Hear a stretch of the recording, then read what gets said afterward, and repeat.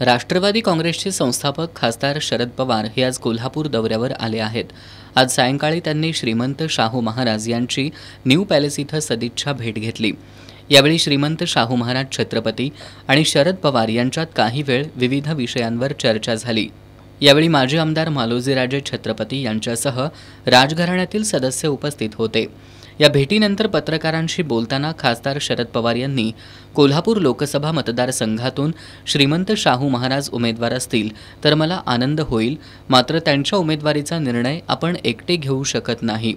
त्यांच्या उमेदवारीबाबत महाविकास आघाडीमध्ये चर्चा करून निर्णय घ्यावा लागेल, असं खासदार पवार यांनी यावेळी सांगितलं।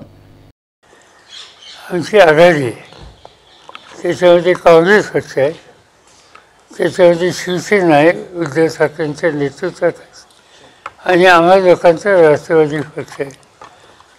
आणि त्यामुळे जागांच्या संबंधीचा निर्णय घ्यायचा असेल तर आम्ही एकत्र बसून घेतो। आम्ही याच्यामध्ये अन्य आमच्या सरकारांची किंवा माझ्याही सरकारांची चर्चा केलेली नाही। आता व्यक्तिगत मला विचारलं तुम्ही तर आमच्या सगळ्या सरकारांना या प्रश्नाच्या संबंधी त्यांची सूचना असेल तर त्याचा आनंदच होईल, पण प्रत्यक्ष राजकारणात त्यांचा फारसा सहभाग नसतो, सामाजिक कामात त्यांचा सहभाग असतो। दरम्यान भाजपकडून लोकसभा आणि विधानसभा निवडणुकीतील यशाबद्दल जे दावे केले जात आहेत त्यावर खासदार पवार यांनी उपरोधिक टोला लगावला। महाविकास आघाडीकडून राज्यातील लोकसभेच्या 39 जागांवर एकमत झाल्याचंही यावेळी त्यांनी सांगितलं। 48 जागा आहेत, 48 जागांमध्ये 39 जागेपर्यंत आमच्यात एकमत आहे। एक 5-6 जागा शिल्लक आहेत, आमची भेट होऊ शकली नाही।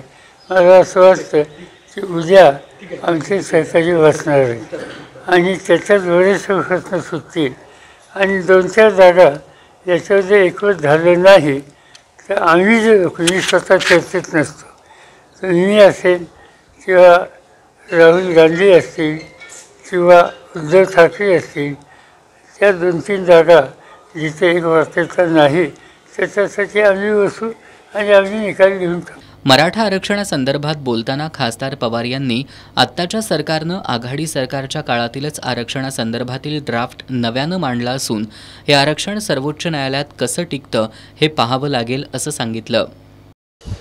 नंतर देवेंद्र फडणवीसच्या काळामध्ये हायकोर्टातनं क्लिअर झालं, पण सुप्रीम कोर्टाने ते नाकारलं। यावेळेला तोच ड्राफ्ट आहे, तसंच तसा प्रस्ताव विधानसभेने मान्य केलेला आहे आणि याला सगळ्यांनी एकमताने पाठिंबा दिला आहे। आता हे सुप्रीम कोर्टात काय होईल याच्यावर त्याचं खरं भवितव्य आहे आणि त्यामुळे ते आज काही सांगता येणार नाही।